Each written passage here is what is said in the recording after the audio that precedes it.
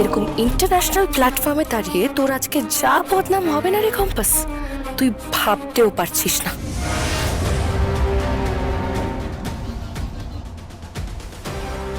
আজ তোর জন্য পুরো দুনিয়ায় নোবেল ফিউচার কলেজের দুর্নাম হবে। সবাই বলবে Nobel future college is a cheater. এটা হলো এআই স্পাই ডগ। যদি কোনো জায়গায় আমরা মানুষকে না পাঠাতে পারি তাহলে এটা অনায়াসে যেতে পারে।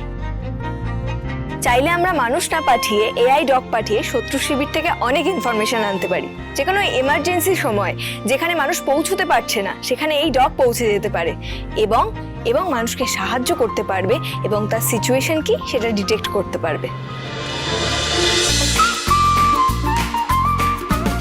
কম্পাস সোম থেকে রবি প্রতিদিন সন্ধে ৬টায় স্টার জলসায় ও জিও হটস্টারে।